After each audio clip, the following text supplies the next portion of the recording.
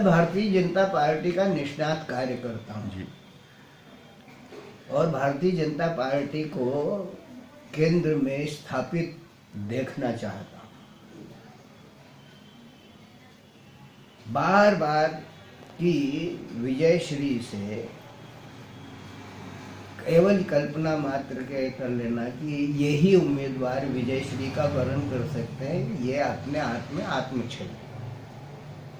Bharatiya Janata party के पास प्रतिभाओं की कमी नहीं है और भारतीय जनता पार्टी के पास जो प्रतिभाओं की कमी नहीं है तो पिछले चुनाव में भी ताई जी ने ये कहा था कि मेरा अंतिम चुनाव है। उसके पहले जब मैं उनका चुनाव संचालक था तब भी उन्होंने ये कहा था कि उनका अंतिम चुनाव है। और जीतने के बाद लालसा कभी मरती नहीं है, आशा तृष्णा न मरे कह गए दास कबीर। वो आशा और तृष्णा को लेकर के वो बार बार मैदान में आ जाते हैं। अभी उन्होंने एक गर्वोक्ति की कि मैं 8 बार जीती हूँ।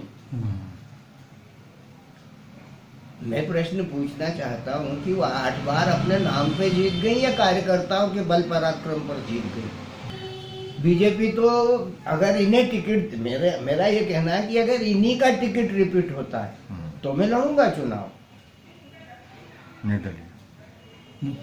निर्दलीय और पंडित अटल बिहारी वाजपेयी का चित्र लगा करके लड़ूंगा, क्योंकि कार्यकर्ताओं के हितों की अवहेलना इस पार्टी के द्वारा की जा रही है।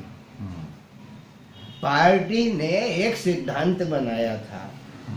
मेरी लड़ाई का मूल कारण क्या है कि पार्टी अपने आदर्शों से खुद मुकरती है, उसका परिणाम भोग चुकी है।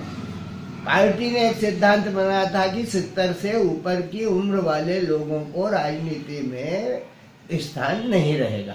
उसके परिणाम स्वरूप वो लाल कृष्ण जी आडवाणी और मुरली मनोहर जी जोशी के हश्र को हमने देखा है। मैं तो जनसंघ के जमाने से काम करता हूँ, ताई को तो लेकर के आने वाले लोगों की सूची में एक मैं भी हूँ, जिन्होंने आश्वस्ति देकर के उन्हें घर से निकालने में और उनके लिए कृत संकल्प होकर के प्रचार करने का काम किया, उनमें से एक हूँ मैं। ताई से मुझे क्या नाराजी है, लेकिन ताई की लोभ वृत्ति से मुझे नाराजी है और पार्टी के इस दोहरी नीति से मुझे नाराजी है। प्रजातंत्र में जो भी हमने गेन किया है वो अपने वचनों का निर्वाह करते हुए कहा है और ये कहा गया इस पार्टी के द्वारा कि हम जो कहते हैं वो करते हैं। रूटीन चलता रहेगा।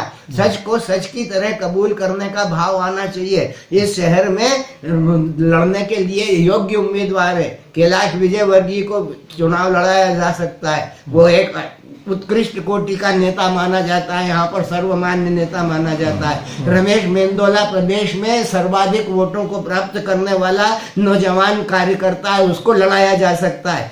इस शहर में मालिनी गौड़ है जो इस शहर की सीमा में खड़ी होकर के नारी शक्ति का परिचायक बन करके नगर निगम में 2 बार इस शहर को नंबर 1 की हैसियत से ले आने में कामयाबी प्राप्त कर चुकी हैं। इस शहर में उषा ठाकुर सरी की लड़की है जिसका एंड टाइम पर टिकट बदल दिया गया और उसने महू में जाकर के अपनी विजय का डंका बजा दिया। ऐसी ऐसी योग्य प्रतिभाएं यहाँ पर हैं। तो इन योग्य प्रतिभाओं के रहते हुए अगर इस तरीके का आचरण होता है तो वो कहीं से कहीं तक श्रेयस्कर नहीं है।